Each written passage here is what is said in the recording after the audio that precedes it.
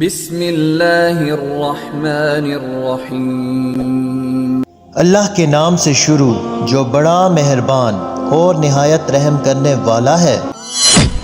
پیارے دوستو، آج ہم بات کریں گے اللہ تعالیٰ کے ایک ایسے برگزیدہ پیغمبر کی جن کو سمندر میں ڈال دیا گیا اور جن کو ایک دیو ہیکل مچھلی نے نگل لیا۔ آخر آپ سے ایسی کون سی خطا سرزد ہوئی تھی جس کی وجہ سے آپ کو کئی دنوں تک مچھلی کے پیٹ میں رہنا پڑا اور آپ کئی دنوں تک اس دیو ہیکل مچھلی کے پیٹ میں رہے، اور آخر کار آپ نے ایسی کون سی دعا پڑھی جس کی وجہ سے اللہ تعالیٰ نے آپ کو اس آزمائش سے نکال دیا اور آپ کئی دنوں کے بعد اس مچھلی کے پیٹ سے باہر آئے۔ پیارے دوستو، آج کی اس منفرد ویڈیو میں ہم آپ کو حضرت یونس علیہ السلام کے عجیب و غریب واقعے کے بارے میں بتائیں گے اور اس دعا کے بھی بارے میں بتائیں گے جو حضرت یونس علیہ السلام نے اللہ تعالیٰ کی بارگاہ میں مانگی اور جس کے بعد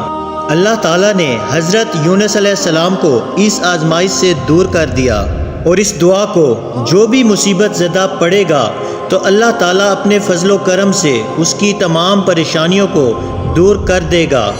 پیارے دوستو، حضرت یونس علیہ السلام اللہ تعالیٰ کے ایک برگزیدہ پیغمبر گزرے ہیں جن کو اللہ تعالیٰ نے قوم بنی اسرائیل کی طرف مبعوث فرمایا تھا۔ اور پیارے دوستو، یاد رہے کہ قوم بنی اسرائیل وہ واحد قوم ہے جس کی طرف اللہ تعالیٰ نے سب سے زیادہ انبیاء کرام کو مبعوث فرمایا، اور اللہ تعالیٰ نے حضرت یونس علیہ السلام کو نبوت عطا فرمائی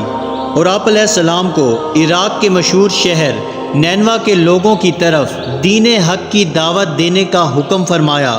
اللہ تعالیٰ نے جب حضرت یونس علیہ السلام کو نبوت عطا فرمائی تو اس وقت آپ کی عمر مبارک 28 سال تھی۔ چنانچہ اللہ تعالیٰ کے حکم کے مطابق حضرت یونس علیہ السلام اہل نینوا کو ایک عرصے تک دعوت حق دیتے رہے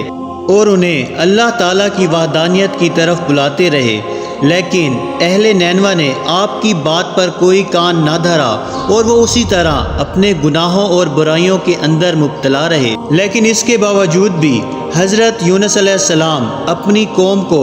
اللہ تعالیٰ کی وحدانیت کی طرف بلاتے رہے اور گناہوں سے منع کرتے رہے۔ حضرت یونس علیہ السلام نے کئی سالوں تک اپنی قوم کو دعوت حق کی تبلیغ کی، لیکن وہ قوم اپنے گناہوں سے باز نہ آئی اور اسی طرح اللہ تعالیٰ کی نافرمانیوں اور گناہوں کے اندر مبتلا رہے۔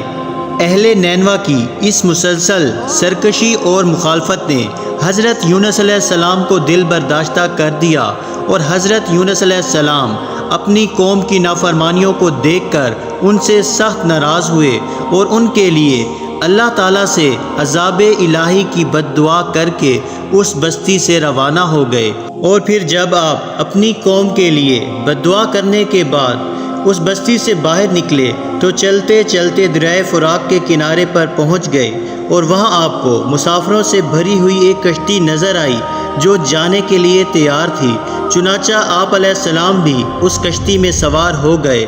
کشتی ابھی کچھ دور ہی گئی تھی کہ اللہ تعالیٰ کی طرف سے خوفناک طوفانی ہوائیں چلنے لگی، اور ان خوفناک طوفانی ہواؤں کے اندر وہ کشتی ڈگمگانے لگی۔ چنانچہ ان طوفانی ہواؤں کے اندر کشتی کے ڈوبنے کا خطرہ مزید بڑھ گیا، تو اس وقت تمام ملاحوں نے اپنے عقیدے کے مطابق کہا کہ معلوم ہوتا ہے کہ اپنے آقا کا بھاگا ہوا کوئی غلام اس کشتی میں سوار ہو گیا ہے۔ چنانچہ جب تک اس غلام کو کشتی سے باہر نہ نکال دیا جائے تب تک اس مصیبت سے نجات حاصل نہیں ہو سکتی۔ چنانچہ ملاحوں کی یہ بات سن کر حضرت یونس علیہ السلام نے دل ہی میں یہ خیال کیا کہ میں نے اللہ تعالیٰ کی وحی کا انتظار کیے بغیر ہی اپنی قوم کے لیے بد دعا کی اور وہاں سے چلا آیا، اور شاید اللہ تعالیٰ کو میرا یہ عمل پسند نہ ہو اور اس وجہ سے یہ آثار نمودار ہوئے ہیں۔ چنانچہ یہ منظر دیکھ کر حضرت یونس علیہ السلام نے ان ملاحوں سے کہا کہ میں ہی وہ بھاگا ہوا غلام ہوں جو اپنے آقا سے بھاگ کر یہاں اس کشتی پر سوار ہوا ہے۔ مجھے کشتی سے نیچے پھینک دو تاکہ یہ طوفان رک جائے۔ مگر کشتی میں سوار تمام مسافر اور ملاح آپ کے بارے میں خوب جانتے تھے اور آپ کو ایک نیک انسان سمجھتے تھے، اور وہ تمام لوگ آپ کی شرافت سے خوب واقف تھے، اس کے بعد یہ طے پایا کہ قرآن اندازی کی جائے گی، جس کا نام قرآن اندازی میں نکلے گا اس کو کشتی سے باہر پھینک دیا جائے گا۔ چنانچہ سب کی رائے کے مطابق قرآن اندازی کی گئی اور پہلی ہی دفعہ میں حضرت یونس علیہ السلام کا نام نکل آیا، لیکن اس کے باوجود بھی تمام ملاحوں اور مسافروں کو یقین نہ آیا، اور پھر اس کے بعد دوسری اور تیسری بار بھی قرآن اندازی کی گئی، مگر ہر بار حضرت یونس علیہ السلام کا نام ہی نکلتا۔ چنانچہ اس طرح مسافر اور ملاح اس بات پر مجبور ہو گئے کہ وہ حضرت یونس علیہ السلام کو کشتی سے نکال دیں۔ ابھی وہ یہ سب سوچ ہی رہے تھے کہ حضرت یونس علیہ السلام نے خود ہی کشتی سے چھلانگ لگا دی، تو اس وقت اللہ تعالیٰ نے ایک بہت بڑی مچھلی کو حکم دیا، تو اس مچھلی نے آپ علیہ السلام کو زندہ ہی نگل لیا، اور اللہ تعالیٰ کے حکم سے اس مچھلی نے آپ علیہ السلام کو صحیح سلامت اپنے پیٹ میں محفوظ رکھا۔ جب حضرت یونس علیہ السلام اپنی قوم سے ناراض ہو کر اس بستی سے چلے گئے تھے، تو آپ علیہ السلام نے ان لوگوں کو عذاب الہی کی پیش گوئی بھی کی تھی،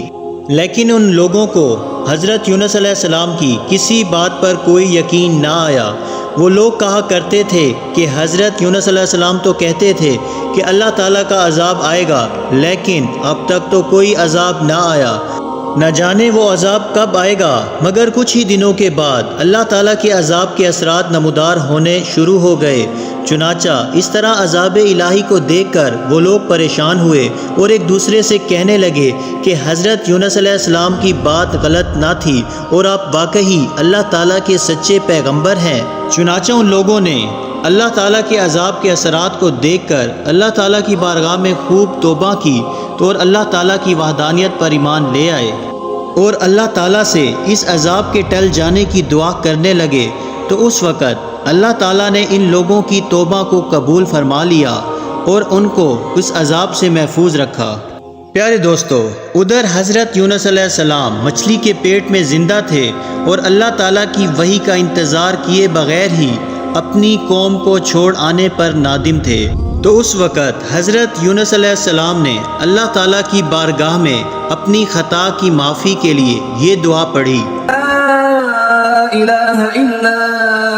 انت سبحانک انی کنت من الظالمین۔ ترجمہ: اے رب العالمین، تیرے سوا کوئی معبود نہیں، تو ہی یکتا ہے اور میں تیری پاکی بیان کرتا ہوں، بے شک میں خود ہی ظالم ہوں۔ چنانچہ جب اللہ تعالیٰ نے حضرت یونس علیہ السلام کی یہ درد بھری دعا سنی تو اس دعا کو اپنی بارگاہ میں قبول فرمایا اور حضرت یونس علیہ السلام کو اس آزمائش سے نجات دی۔ اس وقت اللہ تعالیٰ نے مچھلی کو حکم دیا کہ وہ حضرت یونس علیہ السلام کو صحیح سلامت دریا کے کنارے پر ڈال دے۔ تو اس وقت اس مچھلی نے اللہ تعالیٰ کے حکم کی تعمیل کرتے ہوئے حضرت یونس علیہ السلام کو ساحل کے کنارے پر ڈال دیا، اور اس طرح حضرت یونس علیہ السلام 40 دن تک مچھلی کے پیٹ میں رہے، اور 40 دن کے بعد اللہ تعالیٰ نے آپ کی یہ دعا قبول فرمائی اور اس آزمائش سے آپ کو نجات بخشی۔ جب آپ مچھلی کے پیٹ سے باہر آئے تو آپ کی حالت بہت کمزور تھی اور آپ زمین پر گر گئے۔ تو اس وقت اللہ تعالیٰ نے آپ کے قریب ہی ایک بیل اگائی اور آپ اس کے سائے میں آرام کرنے لگے، جس سے آپ کی طبیعت کچھ بہتر ہوئی۔ تو آپ علیہ السلام نے اس درخت کے سائے میں ایک جھونپڑی بنائی اور اس جھونپڑی میں رہنے لگے۔ چنانچہ کچھ عرصے کے بعد وہ بیل سوکھنے لگی، اور یہ ماجرا دیکھ کر حضرت یونس علیہ السلام بہت پریشان ہوئے اور دکھی ہوئے، کیونکہ حضرت یونس علیہ السلام اس بیل سے بہت محبت کرنے لگ گئے تھے۔ تو اس وقت اللہ تعالیٰ نے حضرت یونس علیہ السلام کی طرف ایک وحی بھیجی کہ اے یونس، تمہیں اس بیل کے سوکھنے کا بہت افسوس ہوا، جو کہ ایک معمولی اور حقیر چیز ہے، لیکن اپنی قوم کو چھوڑتے ہوئے یہ نہ سوچا کہ نینوا میں بسنے والے 1,00,000 انسانوں اور اس کے علاوہ لاتعداد حیوانوں اور جانداروں کو ہلاک کرنے میں ہمیں ناگواری نہ ہوتی۔ کیا ہم ان کے لیے اس سے بھی زیادہ مہربان نہ ہوتے جتنا تم اس بیل کے لیے ہوئے ہو؟ اور آپ وحی کا انتظار کیے بغیر ہی اپنی قوم کو چھوڑ کر چلے آئے۔ ایک نبی کی یہ شان نہیں کہ وہ اپنی قوم کو بد دعا کر کے نفرت کی وجہ سے ان سے جدا ہونے میں جلدی کرے اور وحی کا انتظار بھی نہ کرے۔ پھر اللہ تعالیٰ نے حضرت یونس علیہ السلام کو یہ حکم دیا کہ وہ دوبارہ نینوا جائیں اور وہاں پر رہ کر نینوا کے لوگوں کو دین حق پہنچائیں۔ چنانچہ اس وقت حضرت یونس علیہ السلام اللہ تعالیٰ کے حکم کے مطابق نینوا کی طرف دوبارہ تشریف لے گئے اور انہوں نے حضرت یونس علیہ السلام کی آمد پر بہت خوشی کا اظہار کیا اور پھر حضرت یونس علیہ السلام سے دین کی تبلیغ حاصل کرنے لگے۔ اللہ تعالیٰ سے دعا ہے کہ اللہ تعالیٰ ہمیں بھی نیک اعمال کرنے کی توفیق عطا فرمائے اور برے اعمال سے محفوظ فرمائے۔ اسی طرح کی معلوماتی ویڈیوز دیکھنے کے لیے ہمارے چینل کو سبسکرائب ضرور کریں۔ جزاک اللہ۔